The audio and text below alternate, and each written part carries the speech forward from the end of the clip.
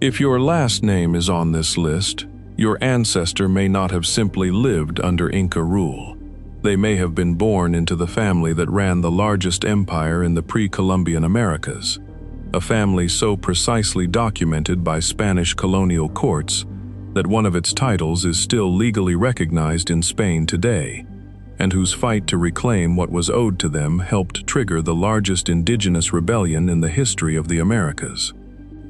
These 10 surnames belong to a small number of Inca noble lines, rulers of Vilcabamba, chroniclers, and the imperial Yupanqui dynasty itself, whose genealogy was written into Spanish legal records with remarkable precision, because titles, encomiendas, and inheritance disputes depended on getting that genealogy exactly right. Most families carrying these names today, across Peru, Bolivia, and Spain, have no idea their surname is a direct, documented thread back to the royal house that once ruled an empire stretching over 2,000 miles down the spine of South America. Stay until number 1, because that name doesn't belong to a noble family that served the Inca. It belongs to the descendant who took the name of his executed ancestor, claimed the throne of an empire that had fallen 2 centuries earlier, and led roughly 100,000 people into the largest uprising against colonial rule the Americas had ever seen. Number 10. Betancourt. Number 10 belongs to a family whose members spent nearly a century in Spanish courts fighting for the exact same inheritance that would later help spark a rebellion. The Betancourt, or Betancourt, family descended from a rival branch of Sayri Tupac's Inca lineage and spent generations locked in legal disputes over the Marquesado de Oropesa, the noble title and vast estates in the Yucay Valley granted to the descendants of the last Inca rulers. Colonial court records describe the Betancourt Tupac Amaru clan as the primary rival claimant against José Gabriel Condorcanqui, the man who would later become known to history as Tupac Amaru II, in the very inheritance dispute that helped push him toward rebellion. If your name is Betancourt, your bloodline spent generations fighting in Spanish courts over an Inca inheritance, a fight that indirectly helped light the fuse on the largest indigenous uprising in colonial history. Number 9. Yupanqui. Number 9 belongs to the imperial dynastic name that runs through nearly every other name on this list, the closest thing the Inca Empire had to a royal surname. Yupanqui was carried by some of the most powerful rulers in Inca history, including Tupac Inca Yupanqui, the emperor who oversaw the empire's greatest territorial expansion in the 15th century, and it appears throughout the imperial family tree for generations afterward, including in the name of Angelina Yupanqui, also known as Cuchirimay Oclo, the principal wife of the last independent emperor Atahualpa, who was later baptized, became a powerful figure in early colonial Cusco and married the Spanish chronicler Juan de Betanzos, who used her testimony as a primary source for his own history of the Incas. If your name is Yupanqui, your bloodline carries the closest thing to an imperial surname the Inca Empire ever had, worn by emperors and empresses alike. Number 8. Guaman Poma de Ayala. Number 8 belongs to the Andean nobleman who wrote what may be the single most extraordinary indigenous document to survive Spanish colonial rule anywhere in the Americas. Felipe Guaman Poma de Ayala was born into a noble Andean family, with lineage tracing to both Inca royalty and the older pre-Inca Yarovilca dynasty. Over roughly 15 years, he compiled El Primer Nueva Coronica y Buen Gobierno, a nearly 1,200-page illustrated manuscript addressed directly to King Philip III of Spain, documenting Inca history and government, while cataloging, in devastating detail, the abuses of Spanish colonial rule. It remains the longest sustained critique of Spanish colonialism written by an indigenous author anywhere during the entire colonial period. If your name is Guaman Poma de Ayala, your bloodline produced a nobleman who wrote a 1,200-page indictment of colonial rule directly to the King of Spain and illustrated it himself. Number 7. Titu Cusi Yupanqui. Number 7 belongs to a ruler who governed a free Inca state in the mountains for over a decade after Cusco itself had already fallen, and who dictated his own account of the conquest before he died. The son of Manco Inca, Titu Cusi Yupanqui, ruled the independent Neo-Inca state of Vilcabamba, a mountain refuge where the imperial line held out against Spanish rule for decades after Cusco's fall. He negotiated cautiously with Spanish authorities while maintaining Vilcabamba's independence, and before his death, dictated his own detailed account of the conquest from the Inca perspective, later transcribed into Spanish. If your name is Titu Cusi Yupanqui, your bloodline ruled a free Inca state for years after the empire had officially fallen, and left behind his own version of how the conquest actually happened. Number 6. Garcilaso de la Vega. Number 6 belongs to the writer whose account of the Inca Empire became so influential it was eventually banned by the Spanish crown itself, for fear of the rebellion it might inspire. Born in Cusco to a Spanish conquistador father and an Inca noblewoman, Isabel Chimpu Oclo, a descendant of the Emperor Tupac Inca Yupanqui, Garcilaso de la Vega grew up listening to his Inca relatives recount the empire's history before sailing to Spain at 21, never to return. His Comentarios Reales de los Incas, published in 1609, became the most widely read account of Inca civilization in Europe, and roughly 150 years later, after José Gabriel Condorcanqui's rebellion, King Charles III of Spain banned its distribution in Quechua-speaking Peru, judging its portrait of a fallen Inca golden age too dangerous to circulate.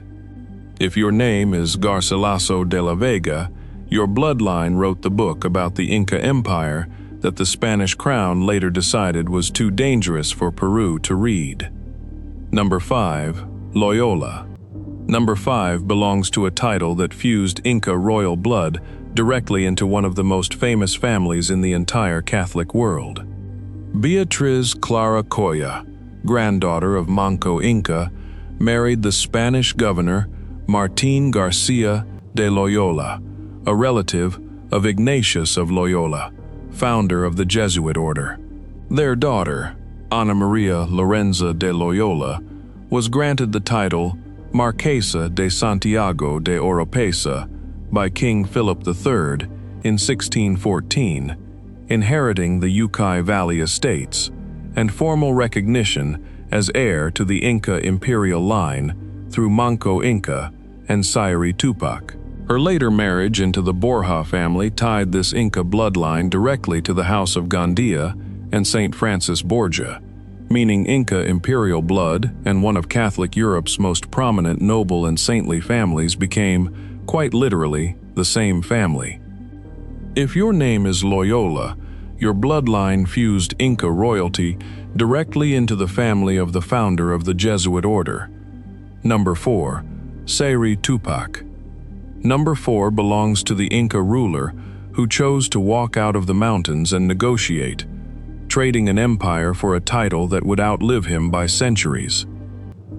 Son of Manco Inca and grandson of Huayna Capac, Sayri Tupac ruled the independent state of Vilcabamba as a teenager before agreeing, in 1558, to leave his mountain refuge and negotiate with the Spanish viceroy in Lima. He formally renounced his claim to the Inca Empire in exchange for baptism, a full pardon, the title Prince of Yucay, and the rich estates that would later become the Marquesado de Oropesa, leaving behind the Mascaypacha, the red-fringed royal crown that had marked him as Sapa Inca. If your name is Sayri Tupac, your bloodline once wore the crown of the Inca Empire and chose, deliberately, to trade it for a title that Spanish law would still be honoring more than a century and a half later. Number 3. Yupanqui, Tupac Amaru Nye. Number 3 belongs to the last Inca who ever ruled as a fully independent sovereign, and to an execution so controversial that Spanish clergy at the time argued it was an injustice. The younger brother and successor of Titu Cusi Yupanqui, Tupac Amaru Thurs, ruled Vilcabamba as the last fully independent Sapa Inca until Spanish forces, led by Martín García de Loyola, captured the state in 1572. Viceroy Francisco de Toledo ordered his public execution in Cusco's main square, ending, once and for all, the last formal continuation of Inca sovereignty, an act so widely seen as excessive that even some Jesuit and Franciscan clergy of the time argued it had been an injustice. If your name traces to this Tupac Amaru line, your bloodline carries the last fully sovereign ruler the Inca Empire ever had, a name that would not stay buried. Number 2. Condorcanqui, and now the final name before number 1. This is the birth surname of the man history remembers by an entirely different name, one he chose for himself, deliberately, the day he decided to reclaim it. José Gabriel Condorcanqui was born a Curaca, a hereditary local chief, in the Cusco region, educated by Jesuits, and spent years fighting in Spanish courts to be formally recognized as heir to the Marquesado de Oropesa, the same title once granted to Sayri Tupac's descendants. When those legal efforts repeatedly failed against rival claimants, and after years of documented abuses against indigenous laborers under his jurisdiction, Condorcanqui made a decision that would change Peruvian history. If your name is Condorcanqui, your bloodline spent years trying to win an Inca inheritance through Spanish law, before deciding to try to win it back by force instead. Number 1. Tupac Amaru E. And now, number 1. This name doesn't belong to a family that served the Inca, chronicled the Inca, or fought over an Inca inheritance in court. It belongs to the man who renamed himself after his executed ancestor, declared himself the legitimate heir to an empire that had fallen 2 centuries earlier, and led the largest indigenous uprising in the entire history of colonial Spanish America. On November 4, 1780, José Gabriel Condorcanqui, now calling himself Tupac Amaru II, after the executed last Sapa Inca of Vilcabamba, arrested and executed a corregidor accused of cruelty toward indigenous laborers, and called for open rebellion. Alongside his wife, Micaela Bastidas, he raised an uprising that drew an estimated 100,000 followers across the southern Andes, uniting indigenous communities, mestizos, and even some Creoles against colonial abuses including the brutal Mita, forced labor system. The rebellion was ultimately crushed, and Tupac Amaru II was executed in Cusco's main square in May 1781. But the uprising shook Spanish colonial authority to its foundations, and its leader remains, to this day, one of the most recognized symbols of indigenous resistance anywhere in the Americas.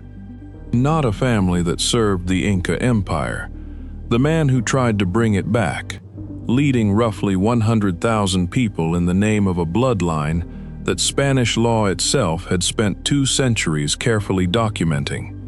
10 surnames, 10 families, 10 threads running back through a Spanish courtroom fight over a valley in Yucay, a nobleman's 1,200-page indictment addressed to a king, a mountain state that held out for decades after Cusco had already fallen, and a rebellion of 100,000 people that came within striking distance of ending Spanish rule in South America nearly 40 years before independence finally arrived.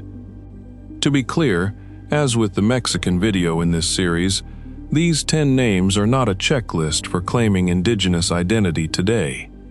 Quechua, and other Andean indigenous communities in Peru and Bolivia are living cultures right now, with their own languages, governance, and ongoing struggles.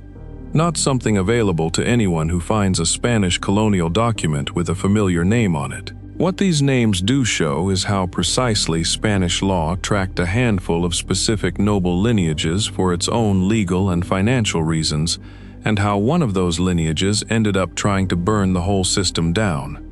Drop your surname in the comments.